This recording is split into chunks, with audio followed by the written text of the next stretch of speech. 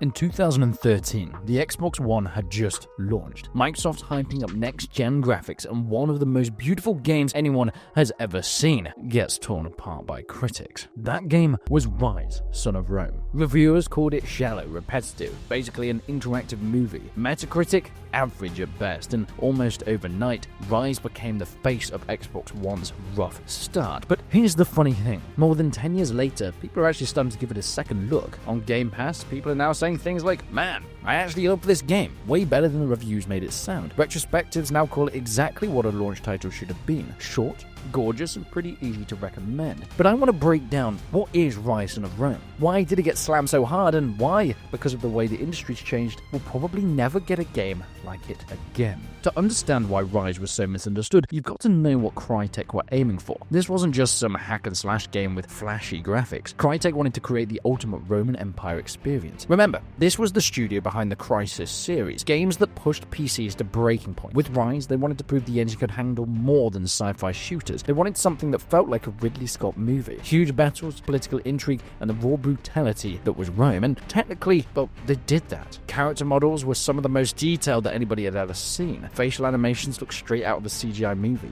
Rome's streets, Britannia's forests, every environment felt massive and alive. And just remember, this is 2013. Combat was built to be cinematic. Every sword strike, every execution had weight. You weren't just button mashing, you were stepping into the arena. But Crytek also cared about authenticity. They worked with historians, armor, weapons, formations, all being researched. Every little detail like Latin phrases. The story followed Marius Titus, a Roman soldier turned general on a revenge quest that played out in a world that was both brutal and believable. And whilst it's clear that some historical research did go into Ryse Son of Rome, as we'll get onto, there are reasons that some people feel like the opposite was more apparent. But here's the problem. Ryse wasn't just a game. It was an Xbox One launch title, and that meant expectations were insane. It wasn't enough to be good. It had to be a console seller, a showcase for why people should spend hundreds of dollars on Microsoft's brand new machine. But the timing just couldn't have been worse. Xbox was already in a pretty tough fight against the PS4, and the industry was shifting too. Critics and players were starting to care less about graphics and more actually about innovative gameplay. Indie games blowing up, and people saying, "Don't just give us another flashy blockbuster, give us something fresh." So when previews of Ryse came out, a lot of folks looked at it and went, "This looks gorgeous, but it's just a scripted movie." And that label stuck, and it never really went away. And remember, the competition at the time: Dead Rising 3, Forza 5, Call of Duty Ghosts. Ryse was a short single-player story game, and it already fell out of place. Gaming was moving towards multiplayer, open worlds, and endless replayability. Ryse was none of that. In other words, in some ways it was set up to fail. When it launched in November 2013, reviews were brutal. A lot of this actually down to the combat being too simple, kind of a button-mashing event. The game was very linear, the campaign too short, 6 to 8 hours and you were sort of done.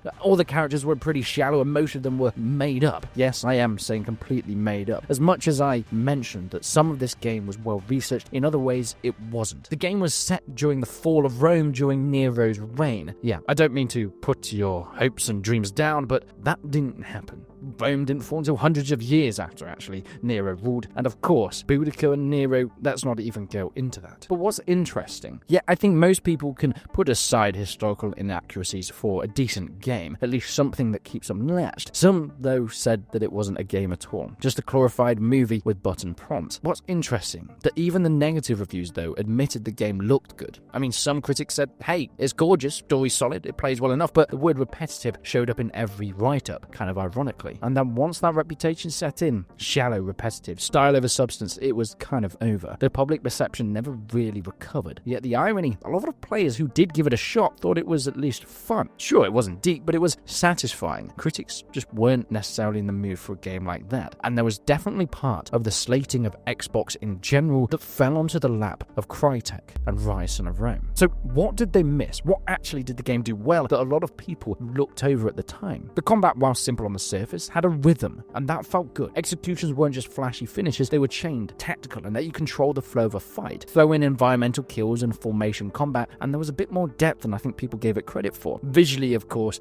nobody argues that this game wasn't jaw-dropping. Even today, over a decade later, it really holds up. The lighting, the environments, the character models, even those facial animations, way ahead of their time. Then there's the atmosphere of Rome. As much as it's not necessarily the historical accurate that many historians are falling in love with, as much as it's probably not accurate to what Rome was actually like. The way formations moved, architecture, armor, it felt cinematic. And the story of Marius, straightforward, sure, but it had weight. It dealt with revenge, loyalty, corruption, themes most action games just don't touch too much. And then there were the set pieces, marching through the burning Roman streets, massive sieges, Colosseum battles, and crowds roaring at you. These were sequences made to make your jaw drop, and I'm going to be honest, they worked. The truth is, Ryse wasn't a bad game. It was just out of step at where the industry was headed. In 2013, critics wanted complexity, choice, open worlds, and Ryse doubled down on being focused and cinematic. It was a director's vision, not a sandbox. Some even compared it to Xbox's version of God of War, and whilst that's a far stretch, especially the quality of God of War games we've got today,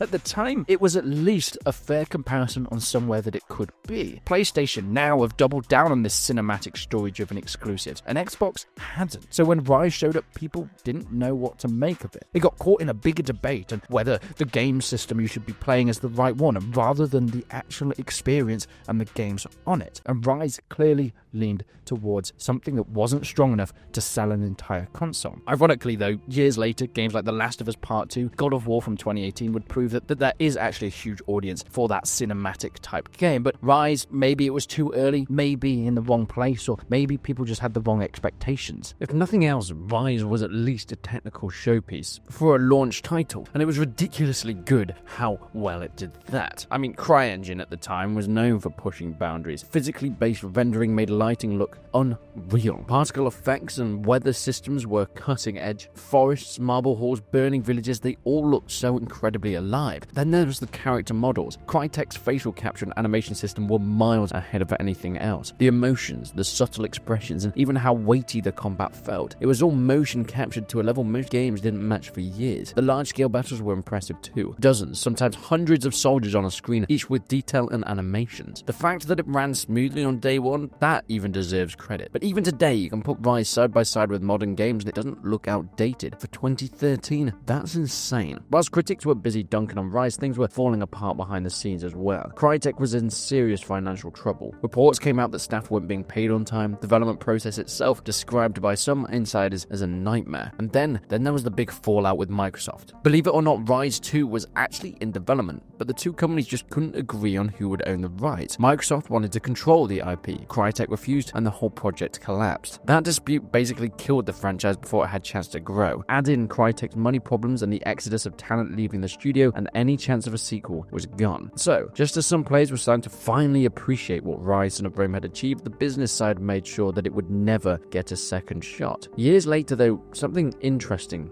happened. Ryse landed on Games Pass. A new wave of players then tried it, and many people started to fall in love with it again. Without the baggage of launch hype or console wars, they could just enjoy it for what it was. A short, cinematic, good-looking action game. And of course, if you already owned a Game Pass, you weren't even shelving out extra money for it. Social media posts and forum threads popped up with people saying things like, "I don't get why this had such bad reviews. I had a great time with it." Modern retrospectives start popping up too. People calling it a hidden gem, praising its fast pace and bombastic presentation.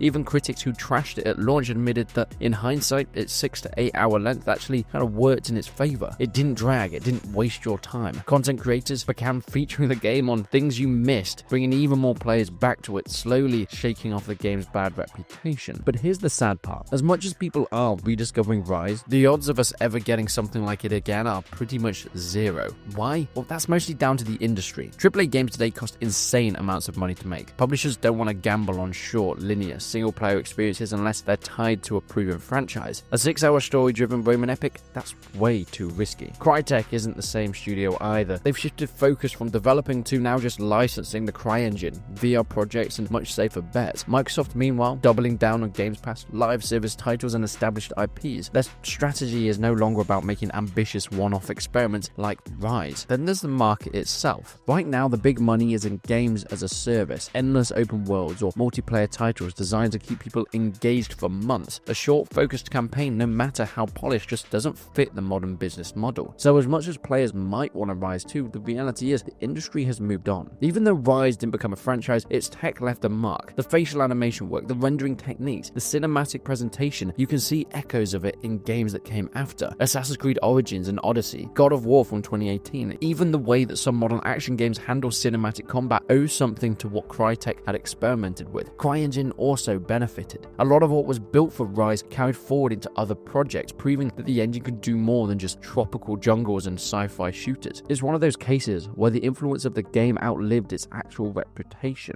And then there's the cultural impact. Did it really have much value in terms of the actual cultural references? Well, it wasn't perfect. Compared to Hollywood, it was, well, pretty much exactly the same, if I'm going to be honest, but there was some impressive attention to detail with armor, architecture, and some of the formations. It was more accurate than a lot of movies, but of course, the actual history was far, far beyond. And it's kind of a shame that the industry never really builds on this. Imagine if Ryse had turned into its own series. One game about Rome, another about Crusades, maybe even the fall of Constantinople. It could have become a historical action franchise to rival Assassin's Creed, but try and lean more into authenticity. Instead, it became a what if, a glimpse of AAA historical gaming, what that could have been. And if I'm going to be honest, I don't think we'll ever get the AAA delving much into historical gaming, at least not for a long time. Looking back, Ryse Son of Rome wasn't a failure of design, it was a failure of timing. Expectations in corporate politics. Yes, it was repetitive. Yes, the story was short, but those flaws are also what made it kind of refreshing to revisit now. In a world where everything seems so bloated, where everything is focused on sinking hours and hours and wasting your time, a game that takes it, gives you an entertaining story, and then lets you leave is actually something quite special. At the end of the day, Ryse Son of Rome is one of gaming's greatest what-if stories. Ambitious, gorgeous, technically ahead of its time, yet written off, abandoned, and left behind, only to be appreciated years later on. The tragedy is that we'll never see another game like this. The combination of AAA production values, historical grounding, and cinematic focus just doesn't fit in with what gaming has become. But maybe that's what makes Ryse special. Sometimes the best art isn't recognized in its own time. Sometimes you have to look back years later to see what it really was for. But what do you think? Did you play Ryse at launch, or did you discover it later on? Do you actually think it deserved a better fate? Let me know down in the comments below. But if you enjoyed this deep dive into gaming's hidden gems, don't forget to subscribe for more. Because sometimes the most interesting games aren't the ones that succeed, but the ones that fail in a more spectacular fashion.